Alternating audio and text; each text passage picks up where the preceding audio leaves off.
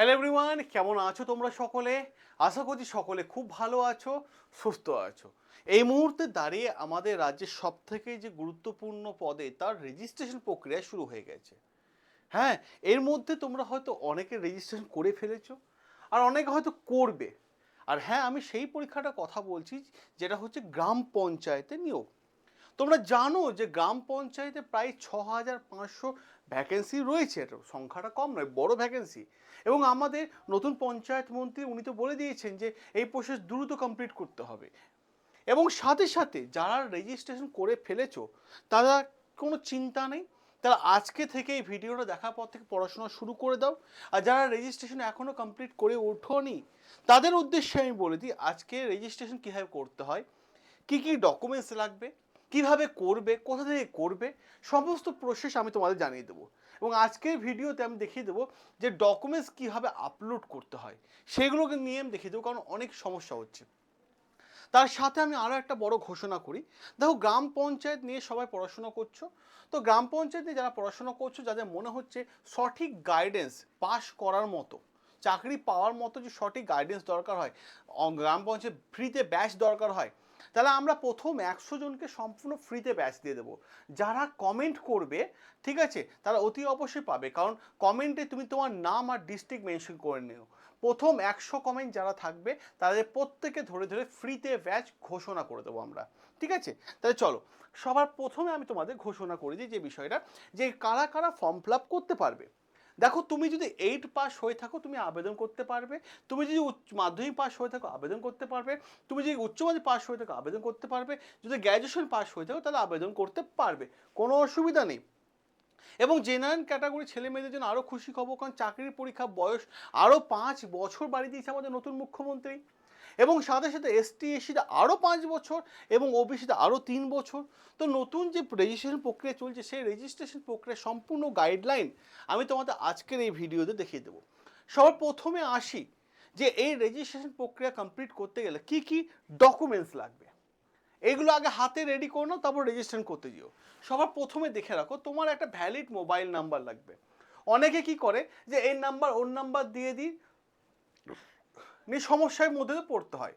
কারণ valid mobile number লাগবে, যে নাম্বারে তোমার কাছে ওটিপি যাবে এবং সেই নাম্বার দিয়েই তুমি যখন অ্যাডমিট কার্ড ডাউনলোড করবে সেই নাম্বারটাই দরকার। তো ভ্যালিড মোবাইল নাম্বার রাখবে একটা। পাসওয়ার্ড, তোমাকে খুব ভালো একটা স্ট্রং পাসওয়ার্ড সেট করতে হবে এবং সেটা সারা জীবন মনে রাখতে হবে যতদিন না তোমার পরীক্ষাটা হচ্ছে, ঠিক আছে? এবং ভ্যালিড মেল আইডি, এই মেলেই তোমার সমস্ত আপডেট চলে যাবে এবং রেজিস্ট্রেশন যে কমপ্লিট হলো সেই মেলেই তোমাকে গিয়ে কিন্তু ডাউনলোড করতে হবে। এবার তারপরে তোমার কি অপশন থাকতে হবে, অ্যাপ্লিকেশন নেম। তোমার মানে ধরো আমি তোমাকে বলে দিই, অ্যাপ্লিকেশন নেমটা মাধ্যমিক বা উচ্চ মাধ্যমিক মানে মার্কশিটে অ্যাডমিট কার্ডে যে নামটা ছিল সেই নামটা বসাতে হবে। অনেকে আবার নিক নেম বসিয়ে দেয়, এরকম কাজ একদমই করবে না। দেখো, তুমি যদি 8 পাস যোগ্যতায় ফর্ম ফিল আপ করো তার এজ প্রুফ, ঠিক আছে, তোমাকে সেখানে দিতে হবে, মাথায় রাখার চেষ্টা করো, বা আইডেন্টি প্রুফ তোমাকে দিতে হবে, ঠিক আছে? ফাদার নেম এবং মাদার নেম লাগবে। সাথে সাথে দেখে রাখো কি লাগছে, আর ডেট অফ বার্থ, যেটা তোমার মাধ্যমিকে অ্যাডমিট কার্ডের সার্টিফিকেট আছে, বা যারা 8 পাসে আবেদন করেছো ওই 8 পাস সার্টিফিকেটে লেখা আছে তোমার ডেট অফ বার্থ, সেটা লাগবে, ঠিক আছে না? ক্যাটাগরি ডিটেলস লাগবে, নিজের ক্যাটাগরি সঠিকভাবে নির্বাচন করে নেবে। অ্যাড্রেস লাগবে তোমার, ঠিক আছে? একটা যে পার্মানেন্ট অ্যাড্রেস, একটা হচ্ছে কমিউনিকেশন অ্যাড্রেস, ঠিক আছে? দুটো অ্যাড্রেস লাগবে। আর যদি দুটোই সেম হয়ে থাকে তার কোনো সেম অ্যাজ অ্যাবাভ বলে একটা অপশন আছে, সেই অপশনে ক্লিক করলেই কিন্তু তোমাদের কাজটা হয়ে যাবে। তাহলে রেজিস্ট্রেশন প্রক্রিয়া একটা সঠিক ধাপ আমি দেখালাম। এবার আমি কীভাবে করতে হয় সেটা দেখে দেবো। কী কী ডকুমেন্টস আপলোড করতে হবে, এইটা হচ্ছে ইম্পর্টেন্ট। কী কী ডকুমেন্টস আপলোড করতে হবে, দেখো, এডুকেশন সার্টিফিকেট লাগবে, ঠিক আছে? তুমি যে যোগ্যতা আবেদন করবে, তুমি মাধ্যমিক পাস বা উচ্চ মাধ্যমিক পাস বা গ্র্যাজুয়েশন পাস বা 8 পাস, সেই যোগ্যতা সার্টিফিকেট আপলোড করতে হবে। যে মাধ্যমিক পাস আবেদন করে থাকো তাহলে ওখানে মাধ্যমিক পাশে অ্যাপ্লাই, পাশে একটা অ্যাপ্লাই বলে অপশন আছে, এখানে মাধ্যমিক পাশে মার্কশিট দিতে হবে, ঠিক আছে? উচ্চ মাধ্যমিক পাস করলে ওখানে অ্যাপ্লাই বলে অপশন, সেখানে এইচএসের সার্টিফিকেট দিতে হবে, মার্কশিট দিতে হবে। গ্র্যাজুয়েশন হলে সার্টিফিকেট দিয়ে দেবে, 8 পাস হলে সার্টিফিকেট না থাকলেও মাধ্যমিক যোগ্যতায় অ্যাপ্লাই করা যাবে, কোনো অসুবিধা নাই। এই জায়গাটা কিন্তু ভীষণ গুরুত্বপূর্ণ, বুঝতে পারছি না অনেকে। এবার আইডেন্টি প্রুফ হিসাবে তুমি যে নাগরিক ভারতীয় সেটাও একটা প্রমাণ দিতে হবে তো, নাকি? তার জন্য আধার কার্ড লাগবে, বা ভোটার কার্ড থাকলেও হবে, বা ড্রাইভিং লাইসেন্স থাকলে হবে, বা পাসপোর্ট থাকলে হবে। তাহলে যে কোনো একটা থাকলে কিন্তু তোমার বিষয়টা পুরো একদম মিটে যাচ্ছে। এবার আসি আমাদের কাস্ট সার্টিফিকেট। ওকে, দেখো কাস্ট সার্টিফিকেট যারা ওবিসি এতে আবেদন করবে বা বিতে করবে, ঠিক আছে, এসটি এসি করবে, তাদের কাস্ট সার্টিফিকেটে কিন্তু দিতে হবে, ছবি তুলে রাখতে হবে। দিতে হবে মানে কি দিয়ে দেবে হার্ড না, ছবি তুলে রাখতে হবে।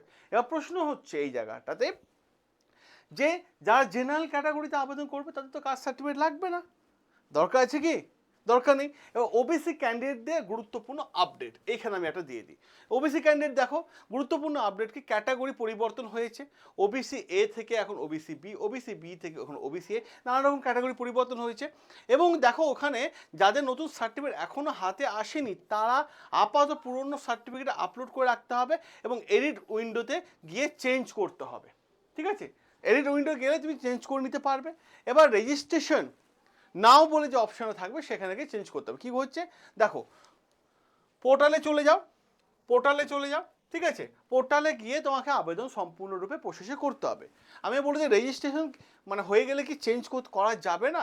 দেখো যে জিনিসগুলো চেঞ্জ করা যাবে না, একবার রেজিস্ট্রেশন হয়ে গেলে যে জিনিসগুলো চেঞ্জ করা যাবে একদমই যাবে না, সেগুলো হচ্ছে মেল আইডি, তোমার ফোন নাম্বার, তোমার ফার্স্ট নেম, তোমার মিডল নেম, তোমার লাস্ট নেম, তোমার ডেট অফ বার্থ এবং তোমার জেন্ডার। এগুলো একবার রেজিস্ট্রেশন হয়ে গেলে আর চেঞ্জ করা যাবে না, ঠিক আছে?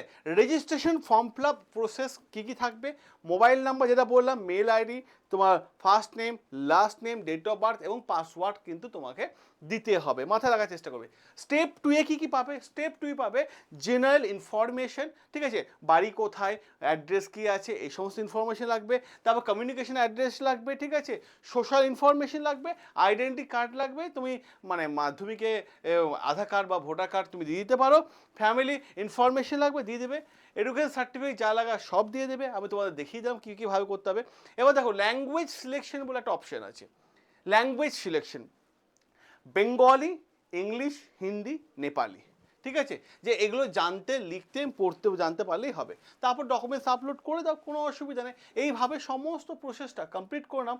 এবং সাথে সাথে তোমাদের আমি আরও একটা জিনিস দেখিয়ে দিই, এখানে আরও একটা জিনিস দেখিয়ে দিই, তোমরা যারা গ্রাম পঞ্চায়েতে ব্যাচে অ্যাডমিশন নিতে চাইছো, এই ভিডিওর কমেন্ট বক্সে যাও, ব্যাচের লিঙ্ক দেওয়া আছে, ওই লিঙ্কে ক্লিক করলেই তোমরা ব্যাচ কিন্তু সম্পূর্ণ ফ্রিতে পেয়ে যাবে, সম্পূর্ণ ফ্রিতে পেয়ে যাবে ব্যাচ। এই ভিডিওর কমেন্ট বক্সে চলে যাও, ঠিক আছে? সকলে ভালো থেকো, সুস্থ থেকো, সাবস্ক্রাইব করে নিও আমাদের চ্যানেল, যেখানে প্রত্যেকটা বিষয় আমরা তোমাদের সামনে তুলে ধরি এবং সকাল থেকে রাত্রি পর্যন্ত তোমাদের সমস্ত ক্লাস আমরা ফ্রিতে প্রোভাইড করে থাকি। দেখা হবে তোমাদের সাথে রেগুলার লাইভ ক্লাসে।